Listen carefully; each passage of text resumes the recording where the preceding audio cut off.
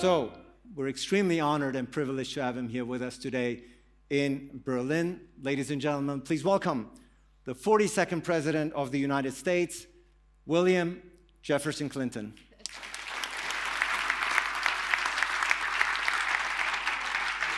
Mr. President, it's great to have you. You know, the first time I ever gave a speech as an elected official was in 1977. It was a long time ago. I'd just been elected Attorney General of my home state. I went to this civic club dinner 40 miles away. There were 500 people there. We started at 6. All but 3 people were introduced. They went home mad. It was unbelievable. By the time I got up to speak, I was hungry again. I thought, well, not everybody has talked, but most people have. But everybody has already said what needs to be heard.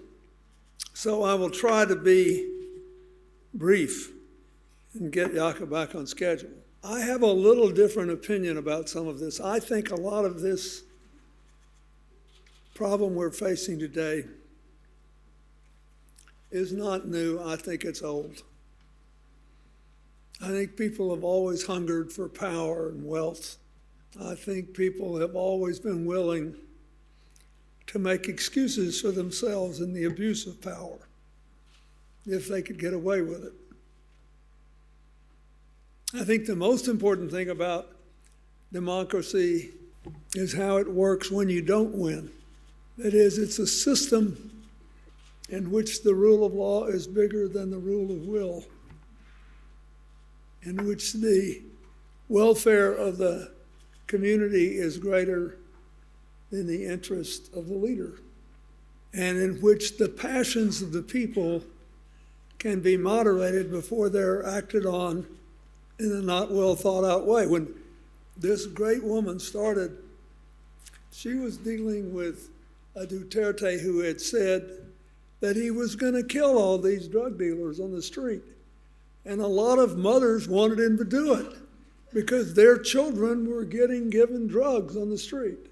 And what they did was terrible. And finally, he's about to be held accountable.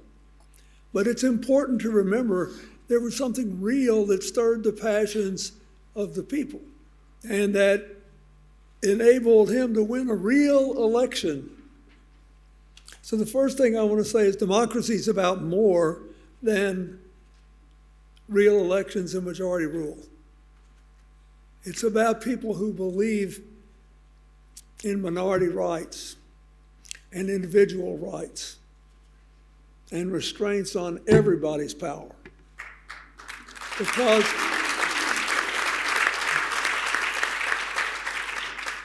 second thing I want to say is it doesn't matter unless you win now and again.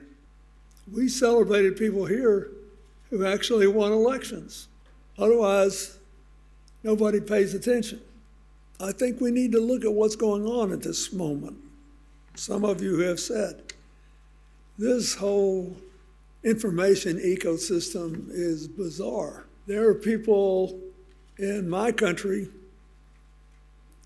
who get all their information off social media, even information that originated in mainstream newspapers or network television shows.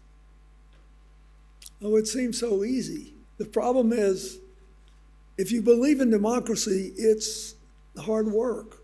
You still have to get people to stop, take a deep breath, and think about where they are in the flow of time and what's really going on. It is not easy.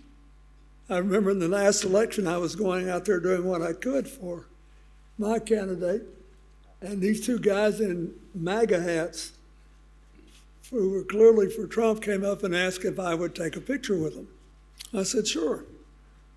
So I'm taking a picture, and this guy said, it was great the way you balanced the budget. We hadn't done it since, not close. So he said a couple of other nice things, and I said, well, can I make my case for my candidate?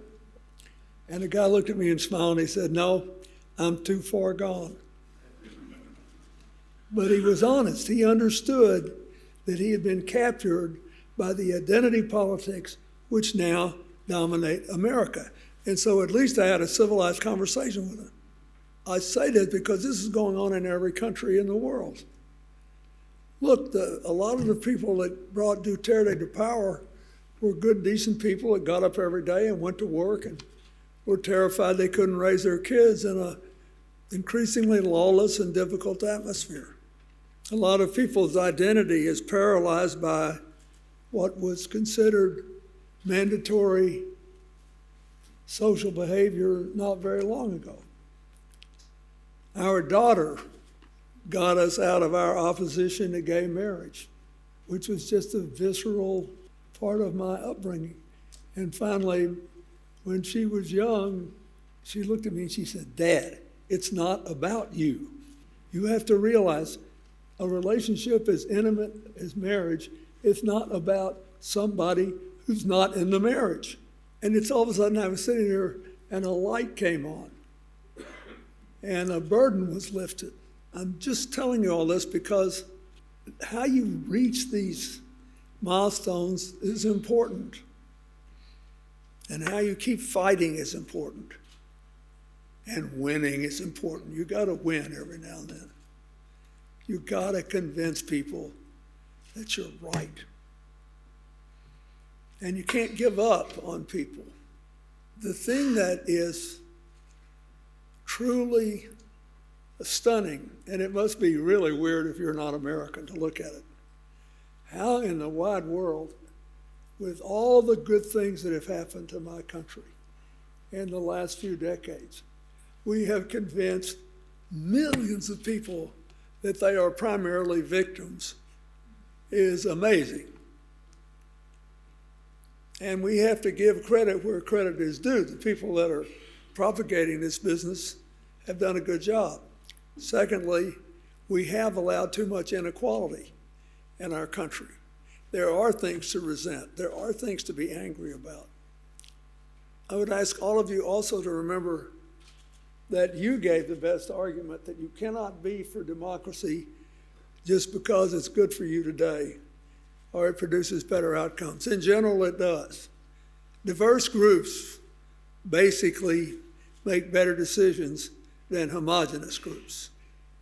I could fill this room with the studies that have proved this over and over and over again. It doesn't matter if the homogeneous group is numerous enough to win and afraid and feeling dispossessed. So I plead with you not to grow weary in doing this work. More than 100 years ago, in this great country, a great Christian Democrat, Max Weber, wrote a very short book called Politics as a Vocation.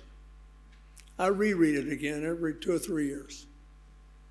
It's a beautiful little book, about 117 pages long, and the most important line is, politics is the long and slow boring of hard boards. He said, if you want to do this work, you have to be willing to pay the price of time. And then if you get in power, you have to be willing, if you're religious, to believe that every single day your very soul is on the line. Because to exercise power over another person's life is to assume a role that none of us were born with the wisdom to fully exercise. That's why we have to have restraint. That's why we need the rule of law. In America, there's a convenient political saying that even a broken clock is right twice a day. That's true. And nobody's right all the time. The rest of us are fated to live our lives trying to move away from the broken clock model as close to being right all the time as possible. Those of us who believe in democracy realize that the more people who can be part of that endeavor, the more likely the society is to be better off. And now we're fighting this rise in autocracy, where everybody says, oh, I'm so tired, I don't want to think about this anymore. Oh, I know it's unfortunate what's happening in Russia, but oh, what can I do about it? And I really like this macho person who talks tough, acts tough, and relieves me of any of the burdens of thinking about all this stuff. I mean, I have a job to do every day. I got bills to pay. I've got costs to worry about. What do I care? What do I know? That is the person we have to reach in every single nation represented here. Look, I love politics. I had a good time doing it. I lost 2 elections along the way, and I just kept going. I was so dumb I didn't know it. It wasn't final. And I had a great time. And I was genuinely interested in people, famous people and just people I ran into. It helps. I love the complexity of economics and scientific decisions we had to make, and I'm glad we sequenced the human genome. And doctor, I hope you can do everything you say, and please hurry up.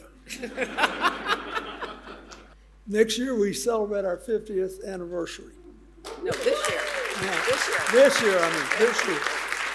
And somebody asked me one day, well, I know it wasn't all easy sailing, so how did you know you were in trouble? What was your early warning system?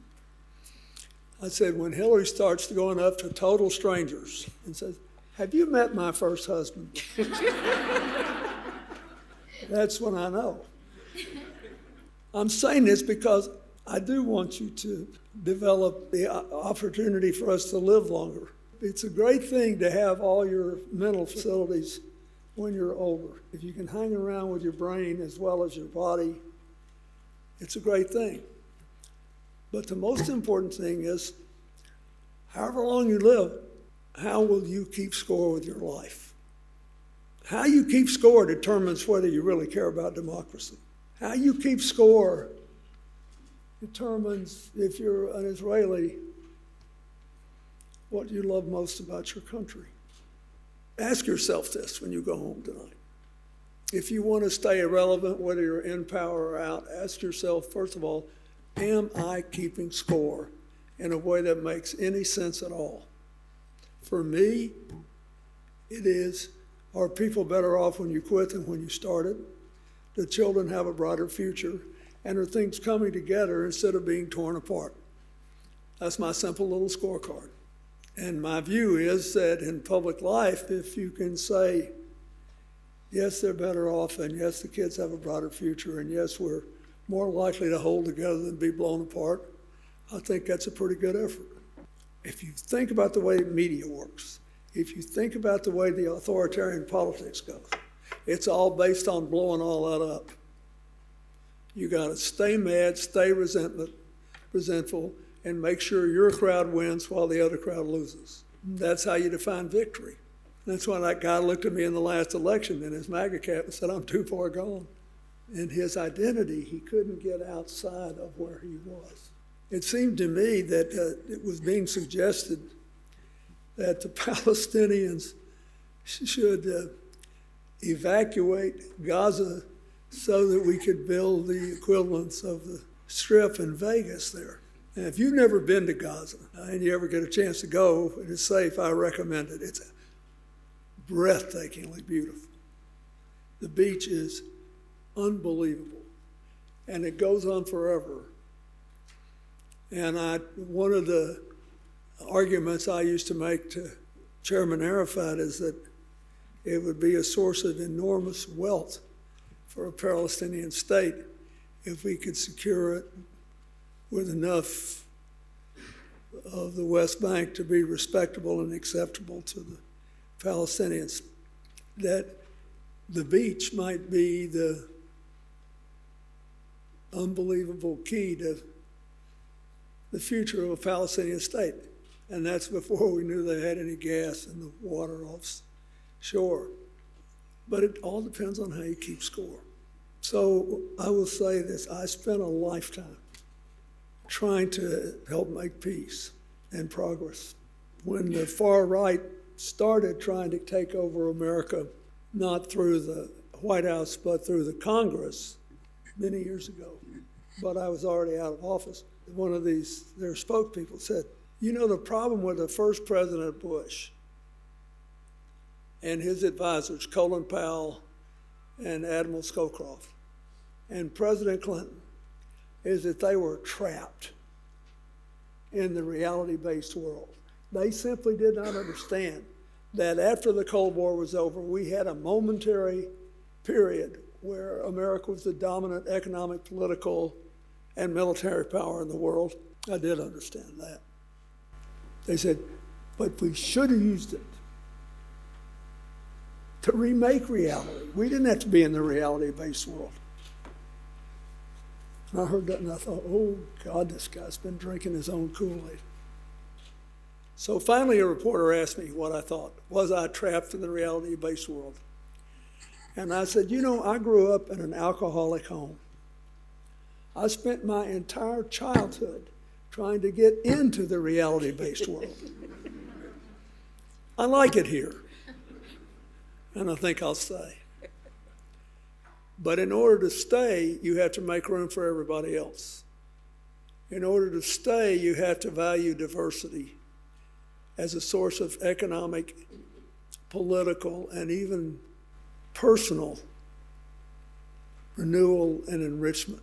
So if you'll forgive me, I think the whole world's having an identity crisis. But it's not a new one, it's as old as time. It's just all in shiny new clothes of AI. But you can be screwed without an algorithm if you're vulnerable. And if you believe in individual responsibility and freedom and the power of democracy, even on the days you don't win, nobody can take it away. So, don't forget, last point I want to make.